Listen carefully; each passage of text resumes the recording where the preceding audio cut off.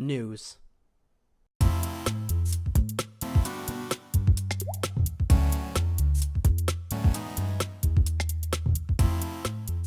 Arrowhead Studios had announced to the indie game website, these are the developers behind Helldivers and Magicka, that they are working on a new third-person online co-op game. Johan Pilstead had confirmed that the game will not feature local multiplayer that made Helldivers so popular, but instead opting for a sole focus on online co-op. And this is kind of a step away from their original format as well when it comes to being strictly a third-person game also, comparatively to a top-down perspective. So remove those two things, remove the top-down perspective, remove the local co-op play. We are now looking at a third-person online co-op game for their next game. And I gotta say, I played Helldivers, and I really liked what they had to offer there. The mechanics were nice and smooth. Gameplay was something else. I mean, I've seen games like it before, but I gotta say, I'm pretty excited for this kind of shift in perspective on exactly what this next game will be. Now, explaining the reasons for the shift in perspective, Pilstead said, "We are moving into a realm where we want to expose more people to our games, and the primary way we can do that is to move the game into a different perspective." I'm really liking that word right now. So, we're making a third-person game this time around. In a quote a little bit further down here, "We have to go this route," he said. "We have to see how we can expose a lot more players to our bizarre way of making games where we don't adhere to a lot of the kind of conventions that exist within the gaming industry. We try to play a lot with the emotion of the people playing the game and also how people interact as they're playing the game. I think at least as much happens between the people playing a game together as it does within the game. So we want to really experiment with that." So there you have it, folks. Arrowhead Studios is indeed working on their next project, and it is a step away from their already renowned format. Let's see here. So this one is kind of a doozy. I pulled this again off of the Indie Game website, but I'm a lover of coffee, and I'm sure a lot of you people are lovers of coffee as well.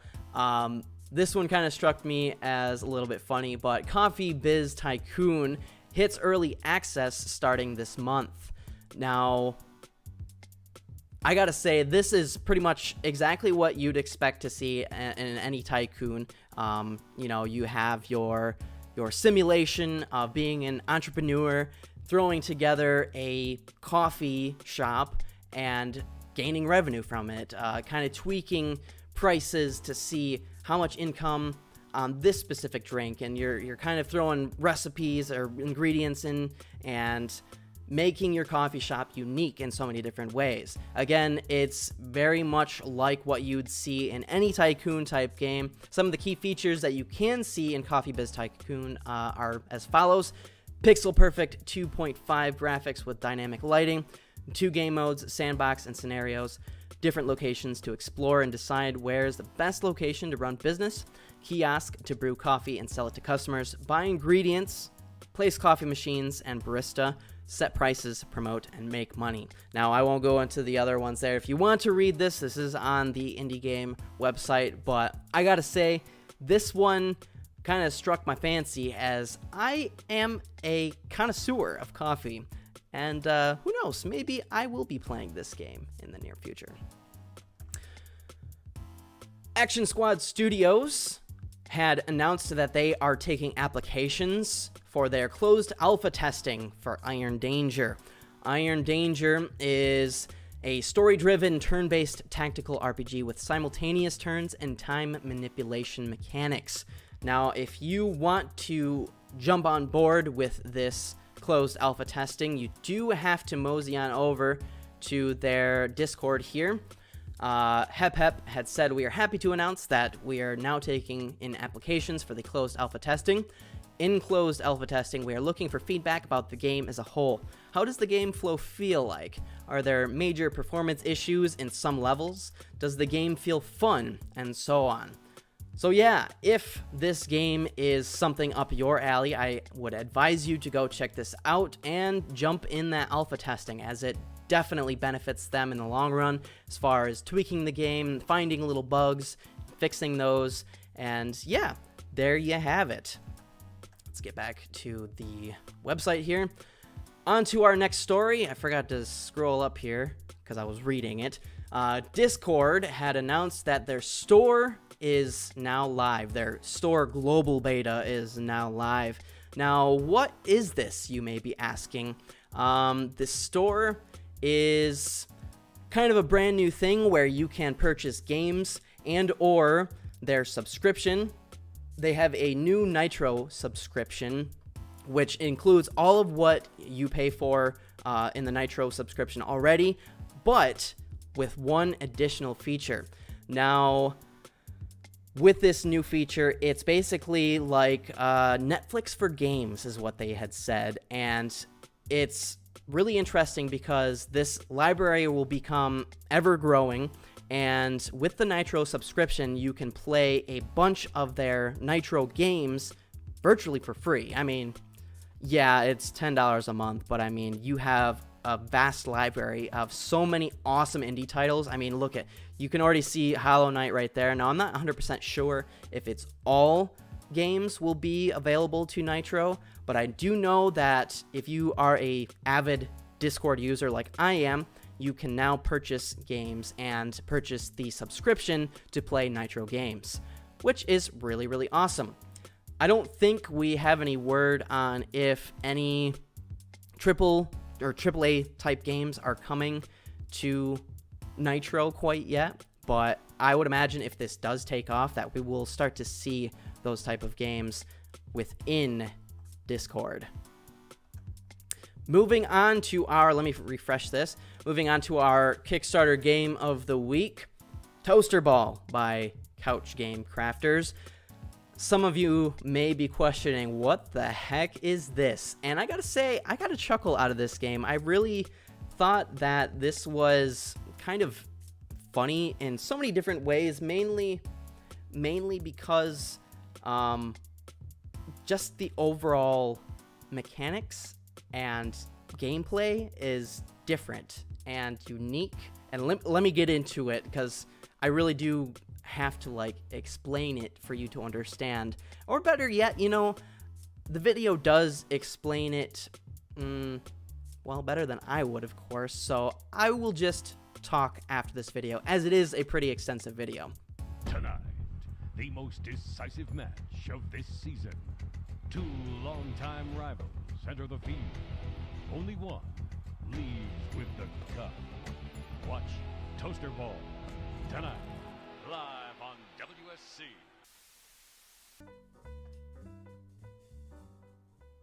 Hi, my name is Alex, and this is Simon. We are the founders of Couch Game Crafters, a small indie game studio from France. And as you can guess from our name, we love multiplayer games. But we also love the process of game making, because it allows us to be creative in all kinds of fields, from game design to programming, to making visual assets, music, and even videos like this one. Recently, we've been working on a multiplayer sport game with toasters, and we need your help to finish it. Are you a real Toaster Ball fan? Get Toaster Ball on your cell. Text music to 555-0155 to get an official Toaster Ball ringtone. Or text pics to 555-0155 to get your Toaster Ball HD wallpapers. Music or pics. So, what is Toaster Ball? What's in the game and how do you play it? Well, let's start by looking at the rules of the game. Toaster Ball is a ball game usually played by 2 to 4 players, divided in 2 teams. The object of the game is for your team to score 5 points before the opposing team by throwing the ball into their goal. It is also important to note that all the players are toasters. So, how do you play?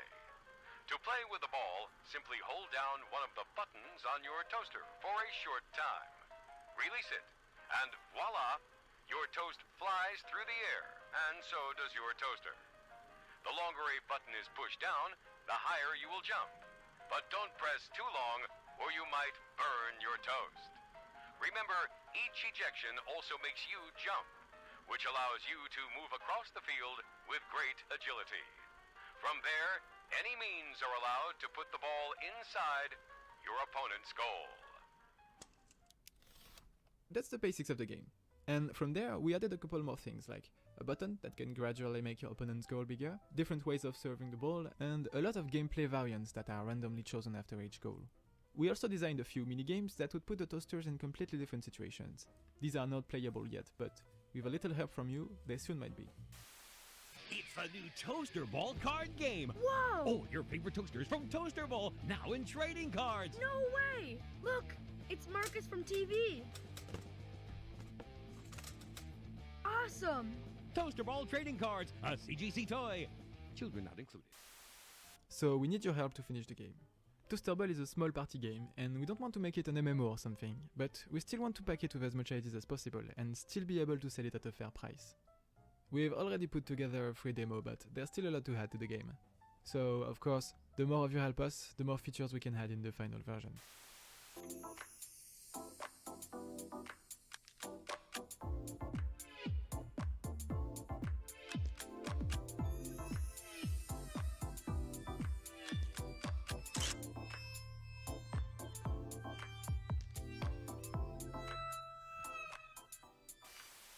So if you like what we are doing and want to help us finish the game, feel free to pledge any amount. We have a lot of different rewards, including the ones you saw in this video. We also created a special reward pack full of videos and documents to see how we made the game. If you're the kind of person to watch all the bonuses on your DVDs, or if you're just interested in game development, this might be the pack for you. Alright, thanks for watching this video until the end. Please share it with as much people as you can, this would really help us. And for more information, I'll let you flip through the description below. Guys, I gotta say, that is like the best sales pitch I have ever seen in like anything I've seen. So humorous, and if they're willing to put that much time and devotion into that video and explaining everything word for word meticulously, like, why in the world wouldn't you fund this game? Yeah, I know, the game looks a little asinine, but honestly, just that trailer alone says it all. These guys are super passionate, and I want to see more games from these guys. Absolutely. So we got to fund these guys. I mean, they're only asking for $9,700. That is nothing. That is absolutely nothing in this day and age. And I mean, that video alone, like, that took a lot, I'm sure, to put together. So you really got to fund this. 27 days remaining, already 25% funded. It's doable. It's absolutely doable. And the game looks like it belongs on the Switch. Speaking of belonging on the Switch, one of their stretch goals is, if I mosey on down here, is at 20,000 euros, you can find the game on the Switch. So this is why we need to get this thing funded. I want to see this game on the Switch. I really do. The anticipated delivery is March of 2019. It does look like they have most of the game done already. So pledges range from $1.15 all the way up to $1,000 or $1,100 in US money, which honestly is completely doable. Already one backer for that, and guys, they have so many cool features, like the trading cards, like that is so cool. Again, the sales pitch was completely out of here, and even that calendar got me so hard. Just everything about that sales pitch, that trailer was amazing, and I gotta say, really great job. So that about wraps everything up on my end. Thanks for joining me. Be sure to visit me over on Twitter. Like, subscribe, and share. Thank you for supporting me, everyone. I appreciate all the follows, all the subs, everything you have to offer. I'm trying my darndest to give my support to these indie developers and such. So have a good rest of your week. I will see you next week.